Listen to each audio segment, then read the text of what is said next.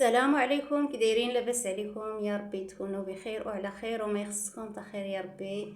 يا ربي دخل علينا رمضان بالصحة والهنا والتيسير والرزق وطولة العمر والغفران الذنوب يا ربي. اليوم غنشارك معكم طريقتي ديال السلو او السفوف ولا الزميطه كنا واحد شنو كيسميها. درت البنات كيلو ديال الزنجلان، نص كيلو عفوا نص كيلو ديال الزنجلان، واحد الرابعه ديال حبه الحلاوه والنافع، كيلو ديال اللوز ما بين اللوز وكاوكاو، خلطتهم حمرتهم في الفران بلا الزيت وطحنتهم بقشورهم. وهذه البنات الحمص مقلي، انا ما كنكثرش الدقيق، بلاصه الدقيق كندير الطحين ديال الحمص، ماشي الحمص العادي، الحمص اللي كيتكال اللي مقلي اللي فيه الملحه، هذاك هو اللي كنستعمل البنات. كنطحنو يولي بحال الطحين وكنخلطو مع السف. نص ديال اللوز وكاوكاو وزنجلان طحنتو هرمشتوها شويه، والنص طحنتو حتى ولا بحال العجينه باش يساعدني باش ما نكثرش الزيت بزاف. طحنتو حتى طلق الزيت.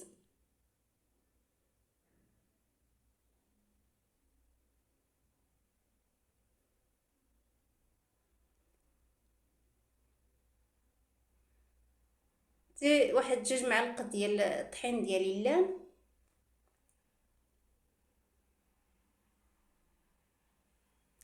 المعلقه ديال القرفه والمعلقه ديال النافع وحبه الحلاوه.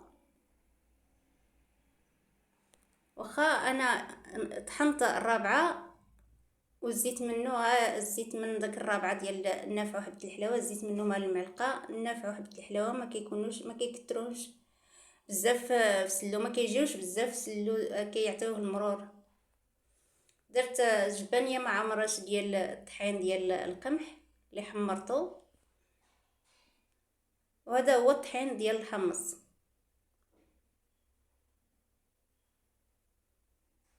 هاد السفوفه البنات صحي وكيزيد حتى في الوزن.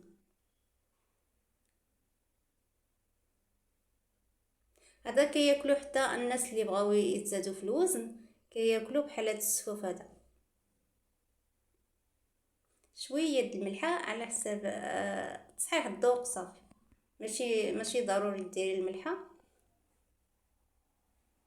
وكنبسبس مزيان الخليط مع هاد العجينه ديال الزنجلان واللوز وكاوكاو. الا طحنتو الزنجلان واللوز وكاوكاو مزيان حتى يوليو بحال املو، راه ما كتستعملوش بالزيت بزاف، ما كتستهلكوش الزيت بزاف ولا الزبده، يعني ما كيديوش لكم بزاف الا طحنتو كاوكاو ولا اللوز. ولا يمكن طحنوها الزنجلان ولا اللوز بوحدو، ولكن انا خلطت الزنجلان واللوز وكاوكاو وطحنتهم مزيان، عفوا طحنتهم حتى ولاو عجينه، وخلطتهم مع الخليط باش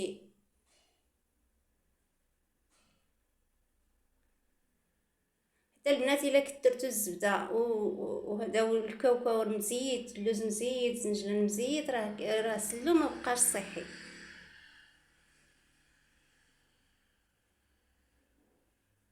حاولت البنات ندخل فيه بزاف الحوايج اللي هما صحيين، وحيت الزبده، وحيت طحين الفورص، طحين الابيض حيدته حتى هو ما درتوش فيه.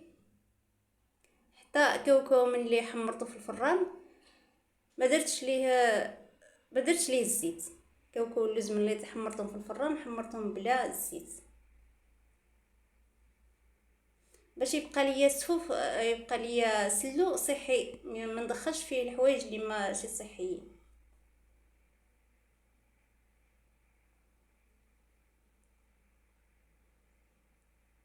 هنا البنت درت اللي العسل ديال الشهديه، درت فيه جبانيه مع مرش وسخنتها.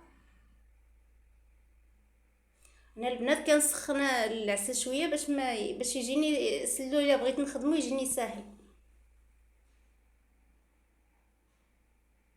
والزيت تقريبا دار ليا نص سيترو البنات ديال ديال زيت الزيتون.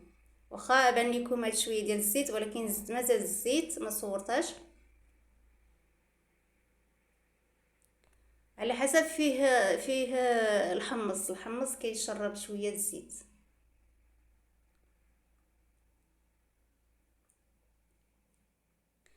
انا راه ما درت فيه لا طحين البيض، وما درت فيه السكر، وما درتش الزيت الروميه.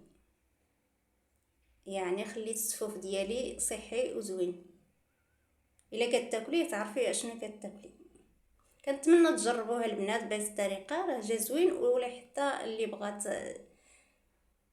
اللي بغات تزيد الوزن راه زوين هاد الصفوف بهذه الطريقه هذه.